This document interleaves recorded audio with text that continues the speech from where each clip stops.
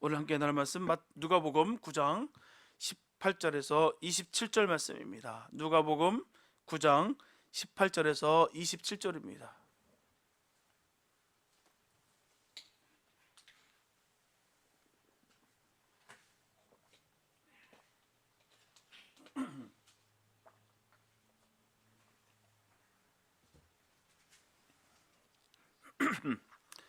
누가복음 9장 18절에서 27절 말씀입니다. 주님의 귀한 말씀 우리 한 목소 함께 합독하시겠습니다. 시작.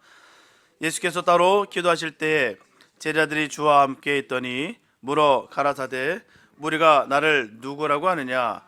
대답하여 가로되 세례 요한이라 하고 더러는 엘리야라 더러는 옛 선지자 중에 하나가 살아났다 하나이다. 예수께서 이르시되 너희는 나를 누구라 하느냐. 베드로가 대답하여 가로되 하나님의 그리스도시니다 하니 경계하사 이 말을 아무에게도 이르지 말라 명하시고 가라사대 인자가 많은 고난을 받고 장로들과 대제사장들과 서기관들에게 버림받아 죽임을 당하고 제3일에 살아나야 하리라 하시고 또 무리에게 이르시되 아무든지 나를 따라오려거든 자기를 부인하고 날마다 제 십자가를 지고 나를 좇을 것이니라. 누구든지 제 목숨을 구원하고자 하면 잃을 것이요 누구든지 나를 위하여 제 목숨을 잃으면 구원하리라. 사람이 만일 온 천하를 얻고도 자기를 잃든지 빼앗기든지 하면 무엇이 유익하리요. 누구든지 나와 내 말을 부끄러워하면 인자도 자기와 아버지와 거룩한 천사들의 영광으로 올 때에 그 사람을 부끄러워하리라. 내가 참으로 너에게 이르노니 여기 섰는 사람 중에 죽기 전에 하나님의 나라를 볼 자들도 있느니라. 아멘. 오늘 우리가 읽은 말씀에는 예수님께서 세 가지를 하셨어요. 첫째, 사람들이 나를 누구라고 하느냐, 너희는 나를 누구라고 하느냐라고 질문하는 것과, 둘째, 인자가 많은 고난을 받고 제사장들과 장로들에게 버림을 받아서 죽임을 당하고 제3일에 살아난 것과, 또 셋째, 누구든지 나를 따라오려거든 자기를 부인하고 날마다 자기 십자가를 지고 나를 좇을 것이다. 이게 세 가지 말씀을 하셨어요. 사실 이 세 마디 말씀은 세 가지 말씀이 아닙니다. 바로 한 가지 말씀이에요. 마지막에 하신 말씀, 바로 누구든지 나를 따라오려거든 자기를 부인하고 자기 십자가를 지고 나를 좇으라고 하신 이 말씀을 예수님께서 하시고자 앞에 이 두 가지 말씀을 하셨다라고 생각합니다. 앞에 두 가지 말씀은 마지막 한 가지 말씀을 하기 위한 전제요, 이유가 되는 거예요. 이와 같이 예수님은 항상 전제를 앞세우시고 또한 본론을 말씀하셨어요. 실제 말로 밑밥을 깔으셨다는 거죠. 이후에 합당한 결론을 말씀하셨어요. 그러므로 예수님이 하신 말씀은 부인할 수도 없고요, 거부할 수도 없습니다. 예수님께서 이 말씀을 하실 때 먼저 따로 기도하신 후에 이 말씀을 하셨어요. 예수님은 늘 큰 일을 행하실 때마다 또한 시작하시기 전에 따로 한적한 곳에 가셔서 기도하셨어요. 12제자를 부르시기 전에 따로 기도하셨죠. 십자가를 지시기 전에 겟세마네 동산에서 따로 기도하셨습니다. 오늘 이 말씀도 마찬가지예요. 따로 한적한 곳에서 기도하신 후에 하신 것을 볼 때 이 말씀이 얼마나 중대한 말씀이라는 것을 우리가 짐작할 수가 있어요. 저와 여러분들도 예수님과 같이 큰 일을 당할 때나 큰 일을 시작하기 전에 따로 한적한 곳에서 늘 기도하시기 바랍니다. 학교에 진학 때, 또 결혼할 때, 사업 시작할 때, 수술 받을 때 등등 따로 한적한 곳에서 기도하시고 그 일을 꼭 하시기 바랍니다. 그냥 하실 것이 아니라 꼭 기도해 보시고요, 언제라도요, 내 기분과 감정을 다 내려놓으시고 철저히 주님 앞에 나의 모습을 다 드러내놓고 기도해 하신 후에 그 일들을 행하시길 바랍니다. 그런 문제가 없어요. 많은 문제들이 발생되는 것은요, 기도하기도 전에 먼저 답을 딱 정해놓고서 무슨 일을 하다 보니까 문제가 발생돼요. 우리 주님께서도 그냥 하신 일이 없습니다. 늘 기도하시고요, 따로 한적한 곳에서 정말 간절히 주님 앞에 기도한 후에 그 일들을 행하셨다는 것이죠. 예수님이 하시고자 하신 말씀의 중요한 뜻은 두 가지 질문으로 시작하고 있어요. 사람이 나를 누구라 하느냐, 너희는 나를 누구라 하느냐. 이 두 가지 질문은 예수님에 관한 견해가 구구하다는 것을 말해주는 거예요. 또 그 구구한 견해 중에는 바른 견해도 있고 틀린 견해도 있다라는 것을 말해주고 있습니다. 그때 당시 사람들은 예수님을 세례 요한이라고 했고요, 엘리야라고 했고, 또 옛 선지자 중에 하나가 다시 살아났다라고 했어요. 정말 구구합니다. 많은 소문들이 지금 질비하고 있어요.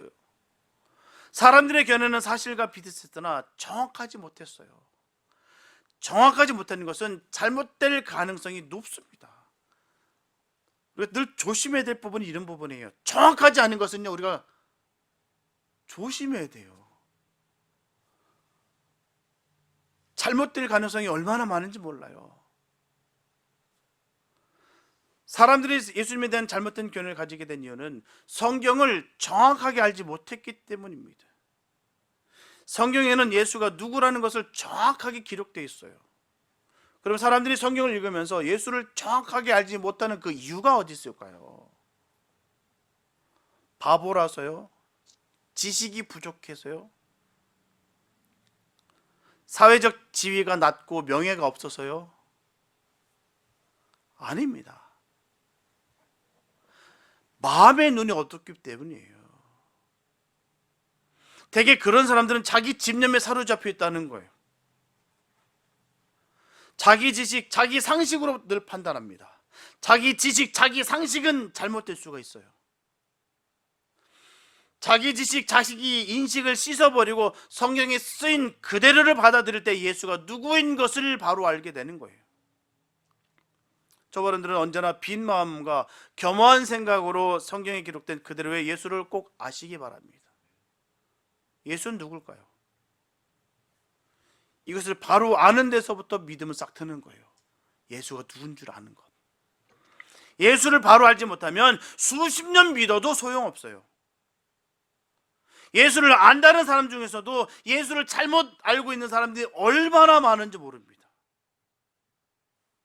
내가 성경을 수십 독을 했어. 내가 필사를 내가 몇 번을 했는데, 내가 얼마나 많은 영적인 경험을 했으며 내가 따놓은 졸업장만 몇 개인데, 그런데도 불구하고 예수를 모르는 사람이 얼마나 많은지 몰라요. 오히려 그게 더 무섭습니다. 자기 아집과 고집에 쌓여가지고 그 성경을 잘못 해석하고 오해하고 곡해해서 예수를, 우리가 믿는 다른 그 예수가 아니라 다른 예수를 전하는 경우가 얼마나 많은지 몰라요. 복음이라 전하면서도 불구하고 전혀 복음스럽지 않은 얘기를 전할 때가 얼마나 많은지 몰라요. 저와 여러분들은 예수를 바로 알고 계신가요? 알기는 아는데 세례 요한이나 엘리야로 잘못 알고 있지는 않은지 우리 돌이켜봐야 됩니다. 예수님은 세례 요한이나 엘리야와는 달라요. 차원이 다르고 근본이 다릅니다. 결국이 달라요. 예수님은 모든 것을 초월한 하나님의 아들이었어요. 베드로는 예수님에 대한 정답을 말했습니다. 주는 그리스도시요 살아계신 하나님의 아들이십니다. 아주 정답을 전했어요. 이처럼 예수는 그리스도이십니다. 그리스도란 기름 부음을 받은 자라는 뜻이에요. 기름은 왕과 제사장과 선지자에게 부어졌어요. 기름은 성령을 가리킵니다. 예수님은 성령으로 충만한 우리 왕이 되시고 대제사장 되시고 선지자가 되신다는 것입니다. 다시 말씀드리면 우리를 죄악에서 구원하여서 영원한 천국에서 다스리시는 구세주가 되신다는 거예요. 예수님이 구세주라는 것은 모든 사람이 다 알고 있습니다. 믿는 사람은 다 그렇게 알고 있어요. 그렇게 믿고 있습니다. 그러나 예수가 구세주라는 것을 온전하게 아는 사람은 많지가 않아요. 베드로도 입으로는 예수는 그리스도라는 정답을 말했지만 예수가 그리스도라는 참된 뜻을 아는 것은 훨씬 뒤에 일이었다는 거예요.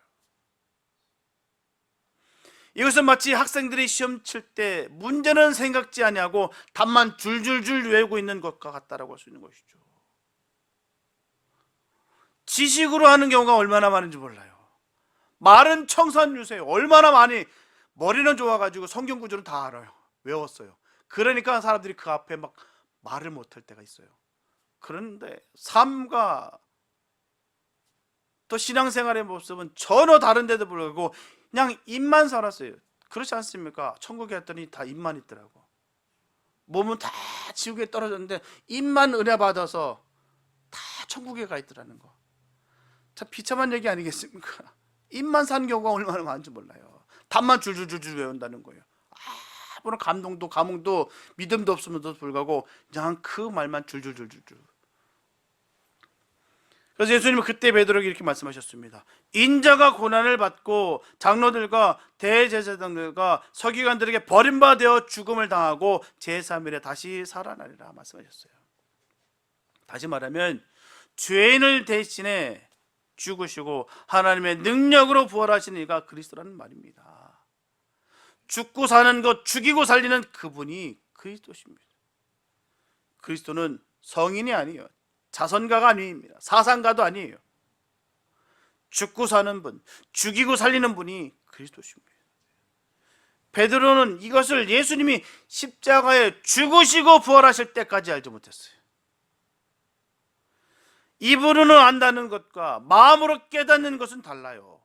말로 안다는 것과 중심으로 고백하는 것은 다르다는 거예요. 베드로는 오순절 성령 충만 받은 후에 이것을 알았어요. 우리가 정말 거듭났다, 영원한 생명을 받았다 하는 것은 바로 그 주님께서 주신 그 성령 충만한 안무를 통해서 우리가 알 수 있다는 거예요. 성령 충만하면 어떨까요? 여러분 어떠라 생각하십니까? 성령 충만하면요, 주님께서 주시는 그 은혜가 있다는 거예요. 그 은혜가 있으면요 밝아요. 얼굴부터 환합니다. 내 안에 예수가 없으니까, 내 안에 성령 충만함이 없으니까 늘 얼굴에 울그락불그하고 늘 속에 그냥 그 분함이, 또한 고통과 고난이, 저주가 꽉 차 있는 거예요. 예수가 함께하고 예수가 가득 차면 삶의 모습에서 달라집니다. 그걸 우리는 늘 집중하고 거기에 우리는 늘 초점을 맞추며 살아가는 거예요. 그게 신앙생활을 바르게 하는 것이죠. 그렇기 때문에 우리는 거기에 늘 집중하고 거기에 늘 초점을 맞추기 때문에 다른 게 보이지 않아요. 왜요? 다른 건 다 사사롭게 보입니다. 왜요? 중요치 않으니까. 정말 중요한 것은 내가 주님 안에서 정말 영원한 생명을 받았느냐 안 받았느냐가 얼마나 중요한데요.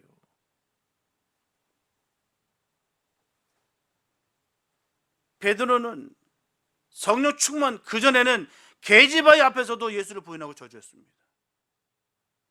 그가 몰랐던 것이 아니에요. 주님 앞에서 당당하게 주는 그리스도요 살아계신 하나님의 아들이다라고 아주 당당하게 떳떳하게 그렇게 전했습니다.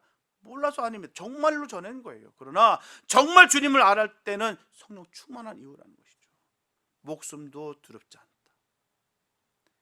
조금도 귀한 것을 여기지 않고 주님께 드릴 수 있음을 확신할 때 그 여자아이에게도 벌벌 떨었던 그가 그 앞에서, 그 사람들 앞에서, 혈기등등한 그들 앞에서 복음을 선포해서 3,000명, 5,000명을 뒤집어 놨다는 것이죠.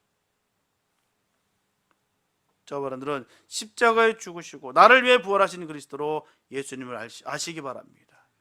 그냥 아시는 게 아니라 나를 위해서 주님께서 죽으시고 나를 위해서 부활하신 그 주님을 아시기 바랍니다. 알되 베드로같이 생명을 걸 정도로 확실하게 아시기 바랍니다. 베드로는 어떻게 해서 예수님을 그리스도로 바로 알게 됐을까요? 예수님을 가까이 따르는 가운데 그리스도를 바로 알게 됐다는 것이죠. 매일 보고 듣고 매일 따르고 섬기는 가운데 예수님의 그 본체와 실체를 알게 됐어요. 가까이 따르는 사람이 중심을 알고 사상을 알아요. 예수님을 바로 알려면 예수님을 가까이 따라야 될 점이 있습니다. 예수님과 같이 먹고 자고 일하고 받들어야 되는 것이죠. 그래서 예수님은 나를 따르라고 말씀하셨어요. 내게 배우라고 말씀하셨고요, 나와 함께 거하라고 말씀하셨습니다. 예수님을 따르기를 원하시나요? 예수님을 함께 하시길 원하시나요? 여러분들 누구를 따르고 계신 거예요? 아무도 안 따르는 것은 거짓말이에요. 사람은 어릴 때 부모를 따르고 자라서는 선생을 따르고 친구를 따르죠. 교인들은 목사를 따르고요. 아무도 따르지 않는다는 말은 제멋대로 산다는 거예요. 목표 목적 없이 그냥 살아가는 거예요. 그냥 내 기분대로, 내 감정대로 개성이다, 그렇게 말한 분들 되게 많으세요. 근데 그런 분일수록 정말 예수의 예자도 몰라요. 성경 구절을 많이 아는지 모르겠으나 그냥 지식으로 종교인일 뿐인 것이죠. 그냥 그 모습 속에 삶의 모습 속에서 예수가 하나도 보이지가 않아요. 그냥 내 자신대로, 내 소견대로, 내 식견대로 살아가는 거예요. 그러다 보니, 나를 믿다 보니 절망과 실망에 빠져 있다는 말이죠. 예수님을 따르시기 바랍니다. 예수님에게 배우시기 바랍니다. 예수님을 바로 하시기 바랍니다. 예수님은 자기를 따르려는 무리들에게 이렇게 말씀하셨어요. 아무든지 나를 따라오려거든 자기를 부인하고 날마다 자기 십자가를 지고 나를 좇으라, 나를 따르라 말씀하셨어요. 예수님 세 가지 부탁을 하고 있습니다. 첫째, 자기를 부인하라. 둘째, 자기 십자가를 지라. 셋째, 나를 따르라. 자기를 부인한다는 말은요, 자기에게 이별을 구한다는 거예요. 자기 십자가를 지라는 말은요, 자기 본분, 자기 책임, 자기 의무를 다하라는 말이에요. 성경 원문의 첫째, 둘째 말의 동사 부인하라, 십자가를 지라는 말은 단순 과거로 이미 지나간 일을 뜻하고 있고요. 셋째, 나를 좇으라는 동사는 현재형으로 되어 있습니다. 즉 예수 따르는 일은 어제나 오늘이나 끊임없는 현재 일로 계속 하라는 거예요. 몇 번 따랐기 때문에, 내가 해봤기 때문에가 아니라 끝까지 끊임없이 지속적으로 계속해서 주님을 따르라는 것입니다. 이게 얼마나 중요한지 몰라요. 얼마나 주님을 내가 따라야 되는지를 모르고 살아가는 성경 얼마나인지 몰라요. 몇 번의 경험으로, 느낌으로 아닙니다. 끝까지입니다. 독일의 목사이자 작가였던 에밀 프롬멜이라는 사람은 말합니다. 예수 그리스도는 그의 양들을 밧줄로 묶어 끌지 않는다. 예수 그리스도의 군대는 지원병들 뿐이다. 맞는 말씀이에요. 예수님을 따르는 것은요, 강요나 강권에 의한 것이 아닙니다. 눈치 봐서 어쩔 수 없지, 남들이 하니까 습관적으로 아니라는 것이죠. 주님은 그렇게 우리를 이끄시지 않는다는 거예요. 목덜미 딱 잡고 끄는 것이 아니라 자각과 자원에 의해 따르는 것이 예수님을 따른다는 것입니다. 너무너무 기쁘고 너무너무 좋으니까, 예수만 생각하면 모든 것이 다 해결되니까 그렇게 신앙생활, 그렇게 믿음생활 하는 거예요. 예수 때문에 내가 죽는 것이고, 예수 때문에 내가 낮은 자리에 임하는 것이고, 예수 때문에 내가 겸손하는 것이고, 예수 때문에 내 이름을 감추는 것이죠. 그게 따르는 거예요. 어느 순간 예수는 하나도 없어지고 내 이름만, 내 명예만, 나만 드러날 때가 얼마나 많지 모릅니다. 저는 국민학교 다닐 때, 전 초등학생이 아니라 국민학교 다녔습니다. 그때 그 과학 시간에 자석에 대해서 배울 때 참 흥미로웠어요. 참 별거 아닌데 참 그 자석 하나인데도 불구하고 얼마나 재밌던지요. 요즘 아이들은 뭐 아무렇지도 않겠지만, 그 과학 시간에 그 자석을 운동장에서 모래 속에 딱 넣었다가 꺼내 보니까요, 쇳가루가 까맣게 붙어서 나요. 그 전에는 몰랐어요. 근데 자석을 넣었다 빼보니까 그곳에 쇳가루가 있었다는 게 보이더라고요. 또 자석에 매달린 못은 못 자체가 자석이 되어서 다른 못을 끌어당기는 것을 봐요. 신기하고도 놀랍더라고요. 이와 같이 그리스도를 따르는 것도 그와 같습니다. 자석에 쇳가루가 묻어나듯, 자석이 종이를 뚫고 자락이 미치듯, 자석에 붙은 쇠붙이가 자석이 되듯 예수를 따르는 것도 그렇게 돼야 된다는 것이죠. 그렇기 때문에 예수 믿는 예수의 사람들은 예수의 그 이름 안에 딱 붙게 돼 있어요. 그냥 억지로가 아니라 삶의 모습 속에서 예수가 드러나는 것입니다. 그게 진정한 영원한 생명을 받은 자의 참된 모습인 거예요. 꾸며서도 포장 위장이 아닙니다. 그냥 자연스럽게 끌어당김을 받은 거예요. 자석이 쇠를 끌어당기듯이 예수님의 사람이 예수님께 딱 들러붙게 되는 거예요. 자기를 부인하고 날마다 자기 십자가를 지고 예수를 따른 사람을 소개한다면 아프리카 정글의 사랑의 사도로 불리던 바로 알버트 슈바이처 박사를 들 수가 있습니다. 슈바이처는 1875년 1월 14일 독일과 프랑스 국경인 알자스 지방의 카이젤베르크라는 도시에서 태어났는데 그의 아버지는 목사입니다. 그는 5남매 장남이었고요. 그의 아버지도 목사요. 그의 외할아버지도 목사였어요. 슈바이처는 어릴 때부터 신앙적 분위기 속에서 잘 자랐습니다. 그는 4살부터 아버지로부터 피아노를 배웠고요. 7살 때 오르간을 치기 시작합니다. 그는 계속 음악 공부를 해서 바하의 파이프 오르간 제일 연주자가 됐어요. 18세 때는 슈트라스부르크 대학에 입학해서 신학과 철학을 전공했습니다. 그는 30세가 되기 전에 세상 사람들이 부러워하는 그 명예를 다 얻었어요. 그는 목사요, 신학자요, 예술가요, 철학자였어요. 1896년 어느 여름날 아침, 그날 성령 강림절이었어요. 그는 그날 아침잠에서 깨어났을 때 그가 받은 축복이 너무 크다는 것을 깨달았습니다. 그는 무엇을 하여 하나님의 은혜에 보답할까를 고민합니다. 30대까지는 학문과 예술을 위해 살았고요. 30대 이후에는 남을 위해 살고 인류를 위해 봉사하는 그 결심을 하게 됩니다. 1904년 어느 가을날 아침 슈바이처는 성 토마스 기숙사 그의 책상 위에 놓인 바로 선교협회에서 보낸 선교 잡지를 폈어요. 거기에 콩고에 갈 선교사를 찾는다는 그 기사를 읽고요. 그는 결심합니다. 나를 따르려면 자기를 부인하고 자기 십자가를 지고 나를 좇으라는 그 예수님의 명령에 따르기로 그는 결심합니다. 그의 결심을 들은 가족들과 친구는 다 극구 반대합니다. 슈바이처는 스트라스부르크 대학 의과대학에 들어가서 7년 동안 의학을 공부해요. 1912년 6월 헬레나 브루슬로와 양과 결혼합니다. 헬레나 여사는 슈바이처를 돕기 위해서 간호학을 전공해서 간호사가 됩니다. 1913년 슈바이처는 아내와 함께 암흑의 대륙 바로 아프리카의 조그만 벽촌 람마렌의 원시림 속에 병원을 짓고서요, 병으로 죽어가는 병자를 치료하고 예수를 전하여 많은 영혼들을 구합니다.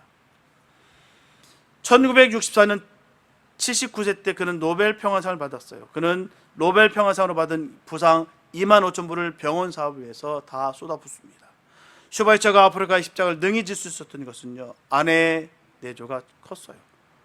부인 헬레나는 1957년 79세로 세상을 떠나기까지 48년 동안 슈바이처의 손발이 되어줬어요. 위대한 사상을 창조하는 것은 훌륭한 일입니다. 위대한 생애를 사는 것은 더 훌륭한 일이죠. 슈바이처가 아프리카 정글 속에 세우는 이 십자가는 예수님의 뒤를 따르는 제자들의 표적이 되었다는 것이죠. 저분들은 슈바이처가 진 십자가는 질 수 없다고 생각할 거예요. 너무 크고 위대하기 때문에 어떻게 내가 저 무거운 십자가를 질 수 있을까? 분명 그가 진 십자가는 크고 무거워요. 하지만 마음만 겸손하게 가지면 얼마든지 질 수 있는 십자가가 바로 우리 눈앞에 있다라는 것을 명심하시기 바랍니다. 우리 주님은 우리에게 허락하신 그 십자가가 있어요. 그 십자가만 지면 됩니다. 자꾸 남의 것 보고 남의 것이 좋아 보이고 그러다 보니까 욕심이 생기고,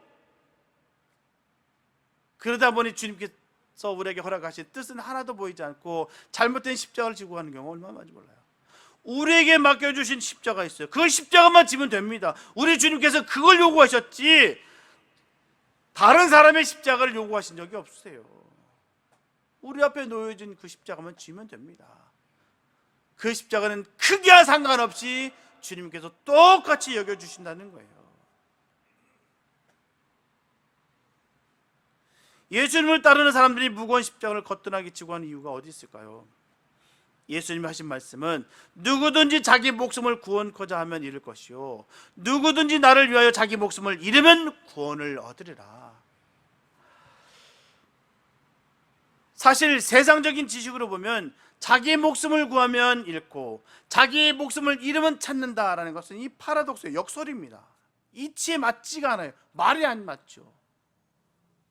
그러나 이것은 진리입니다. 살려는 사람은 죽고 죽으려는 사람은 산다는 거예요.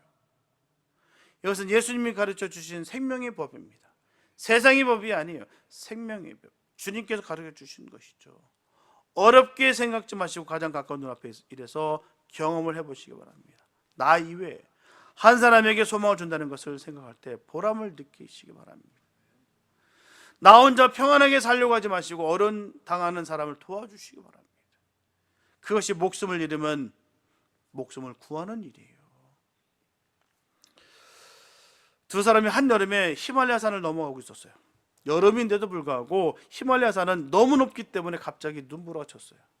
기온이 급강했습니다. 그래서 두 사람은 그만 얼어 죽게 됐어요. 근데 두 사람은 눈 속에 쓰러진 또 한 사람을 봅니다. 자기들도 얼마 있지 않아 저렇게 쓰러져 죽게 된다는 것을 알았어요.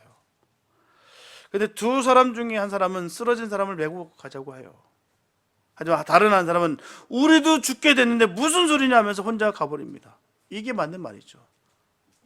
안 그렇습니까? 남이 죽든 말든 내가 살고 봐야죠. 이게 우리들의 본성 아니겠습니까? 남이야 어찌 됐든 상관없이 나만 잘 먹고 나만 잘 되면 되지라는 게 우리들의 마음이에요. 기본 성품입니다. 이기적인 마음이 바로 인간적인 거예요. 남은 한 사람은 그 쓰러진 사람을 메고 길을 갑니다. 어리석게도 말이에요. 두 사람은 서로의 열기로 힘을 얻어서 그 산을 무사히 넘어갑니다. 두 사람이 그 산을 다 넘어갈 쯤에 앞서 혼자 가던 그 사람은 추위에 쓰러져 죽어 있다는 것이죠. 이 일화는 인도의 성이라 불리는 썬다이싱 선교사의 이야기입니다. 살려고 하면 죽고 죽으려고 하면 사는 것이 기독교예요. 기독교는 혼자 사는 종교가 아닙니다. 다 같이 사는 것이 기독교예요. 나도 살고 너도 살고 나만 구원받고 내 가족만 구원받고 나만이 아니라 온전히 나를 비워야 예수가 채워지는 것이고요. 남을 살려야 주님께서 우리에게 잘하였도다 충성된 내 종아 라는 칭송을 받는다는 것이죠. 어리석다라고 우리 주님께 비난받는 것이 아니라 잘했다라고 칭찬받는 것이 바로 거기 있는 거예요. 예수로 말미암아 내가 주님 앞에 죽었습니다. 내 자존심 꺾었고요. 내 욕심 버렸습니다. 나라는 것을 다 비워버렸습니다. 이게 바로 기독교예요. 너도 살고 나도 사는 것이 기독교예요. 너도 살고 나도 살기에 먼저 자기를 죽여 남을 살리는 것이 기독교입니다. 그럼 자기도 살고 남도 살린다는 것입니다. 누구든지 자기 목숨을 구원코자 하면 잃을 것이요 누구든지 나를 위하여 자기의 목숨을 버리면 구원을 얻으리라. 이것이 진리라는 것을 믿으십니까? 여러분, 친구는 죽도록 놓아두고 자기만 구원 얻을 수 있다고 생각하시나요? 형제자매는 죽도록 놓아두고 자기만 살 수 있다고 생각하십니까? 다 같이 살아야 돼요. 다 같이 살려면 산 사람이 죽은 사람을 살려야 되는 것입니다. 그러기 위해 죽음을 각오해야 되는 거예요. 여러분들 살았나요? 죽으셨나요? 살아있는 것이 확실하다고 한다면 죽은 사람을 살리시기 바랍니다. 그게 우리의 본분이에요. 죽은 것 살리는 것. 그다음 어떻게 살리실까요? 첫째, 자기를 부인하고, 둘째, 자기 십자가를 지고, 셋째, 예수를 따르시기 바랍니다.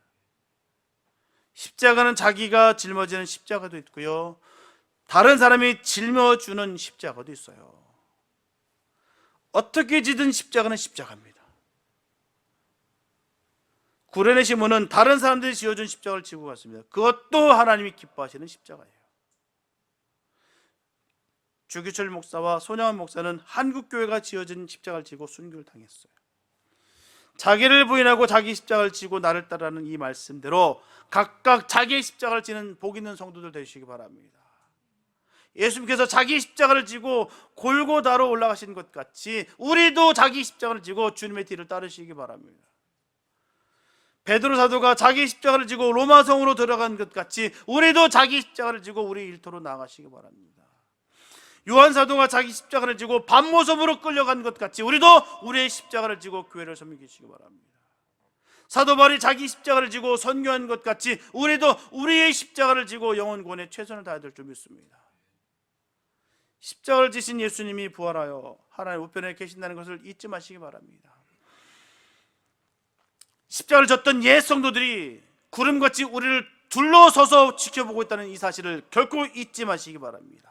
내가 지고 가는 십자가 뒤에 수많은 십자가를 진 사람들이 나를 따르고 있다는 것을 결코 잊지 마시기 바랍니다. 나의 모습을 통해서 나의 뒷모습을 보고 따르는 자들이 많아요. 그래서 우리의 삶의 모습이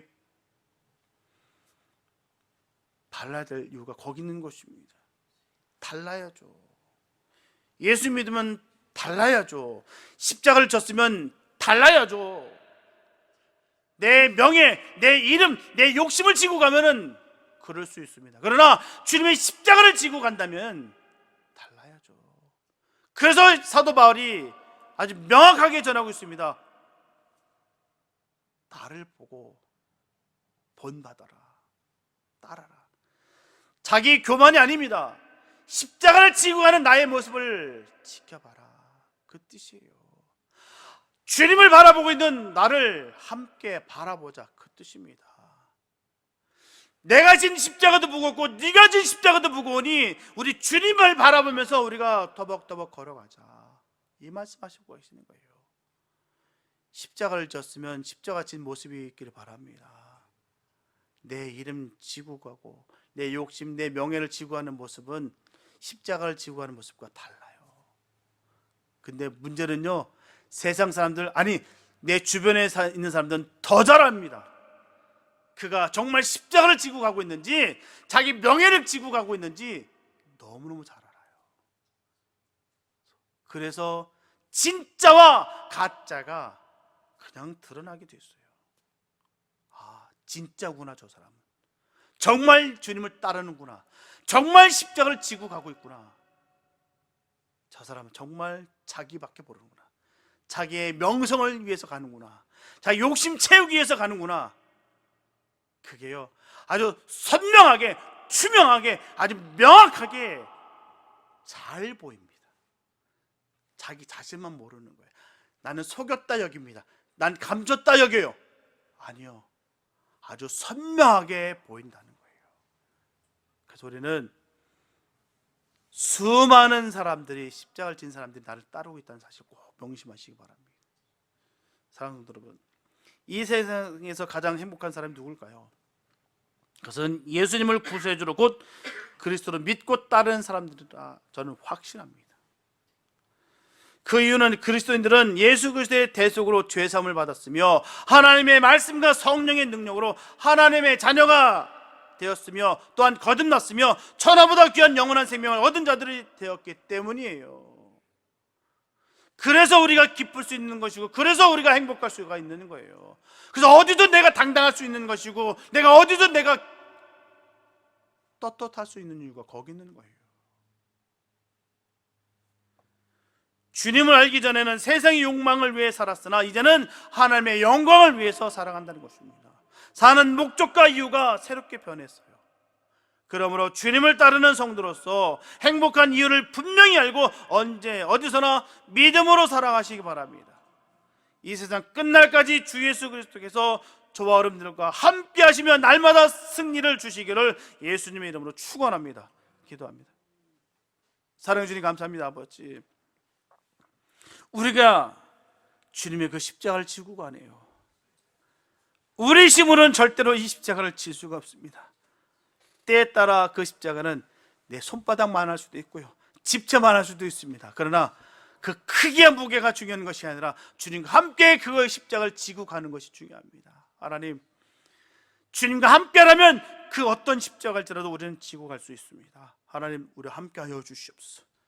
주의 사랑과 능력으로 늘 하나 되고 깨어 있어서 아버지 능력 가운데 그 십자가를 짚고 주의 뜻을 따라 걷기 원합니다. 하나님, 정말 거듭난 주의 백성이라면, 주의 자녀라면 반드시 그런 길을 걷고 있을 거라 저는 믿어 의심치 않습니다. 하나님, 십자가를 지는 믿음의 사람들 되게 하여 주시옵소서. 어느 한 사람도 하나님 낙오되지 않게 도와주시고 스스로 착각 가운데 거하여서 하나님 십자가를 지고 가지도 않은데도 불구하고 내 이름, 내 명예, 내 욕심을 지고 가는데도 불구하고 그것을 십자가로 착각하는 어리석음 없게 하여 주시옵소서. 예수로 말미암아 나는 죽고 예수로 살게 하여 주시옵소서. 하나님의 놀라신 사랑으로 우리를 변화시켜 주시고 성령 충만하심으로 말미암아 늘 승리의 삶을 이룰 수 있는 우리 모두가 되게 하여 주시옵소서. 주님 함께 주실 것을 믿사옵고 우리를 권하신 예수님의 이름이 됐습니다.